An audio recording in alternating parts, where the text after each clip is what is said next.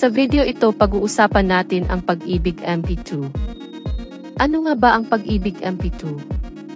Ang MP2 Savings ay isang espesyal na savings facility na may 5 taong maturity na idinisenyo para sa mga miyembro ng Pag-ibig Fund na nagnanais na makaipon pa at makakuha ng mas mataas na dibidendo bukod pa sa kanilang Pag-ibig Regular Savings. Para mas maintindihan nyo kung ano ang Pag-ibig MP2 Savings, maaring magpatuloy kayo sa panunood. Una, pag-uusapan natin ang dividend rate.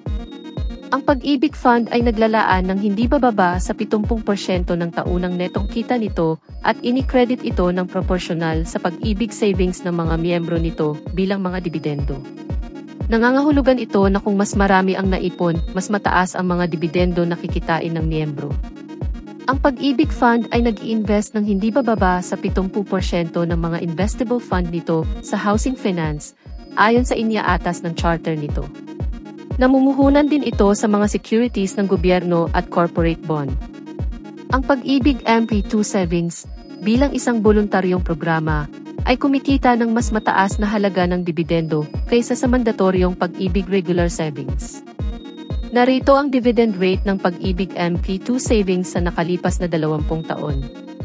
Paano mag-save sa Pag-ibig MP2? Unang-una, dapat ikaw ay active member ng Pag-ibig Fund. Kung hindi ka pa member ng Pag-ibig, maaring ikaw muna ay magpa-member. Panoorin nyo ang separate video on how to be a member in Pag-ibig Fund. May 2 steps kung paano makakapagsimula mag-save sa MP2. Step 1, kailangan mo mag-create ng account.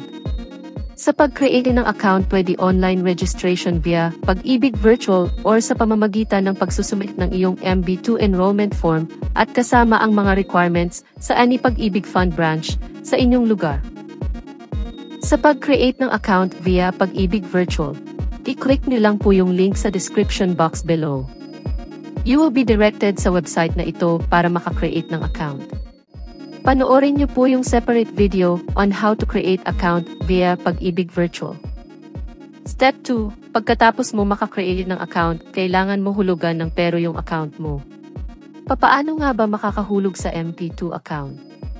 Pwede mo hulugan ng pera ang account mo sa pamamagitan ng Pag-ibig Virtual or online payment. Mode of payment via any e-wallet katulad ng GCash at Paymaya or gamit ang iyong bank account. Charge may apply pero mura lang naman. Panoorin niyo po yung separate video paano maghulog sa MP2 account via online payment. Maari mo rin hulugan ng pera ang iyong account over the counter sa any branch na malapit sa inyong lugar. Bakit mas maganda mag-save ng pera sa Pag-ibig MP2 Savings kaysa sa mga bangko? Dahil sa mga magagandang features at benefits nito. Sa halagang 500 pesos maari ka nang mag-save at mag-invest. Kumpara sa ibang malalaking bangko, malaking halaga ng minimum of savings ang kailangan mong ihulog. Sa MP2 500 pesos lang makakapag-save ka na. Aside from that, ibang bangko kailangan mo pang mag-maintain ng balance sa MP2. Kumikita ng mas mataas na dividend kaysa sa Pag-ibig Regular Savings. Pag-ibig MP2 offers higher dividend compare sa mga bangko na maliit lang yung interest. Ang dividend na makukuha ay 100% tax-free.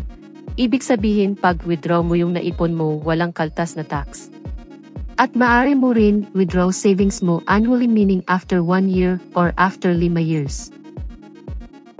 MP2 savings are government guaranteed. At dahil government nagpapalakad nito, siguradong secured savings at investment dito.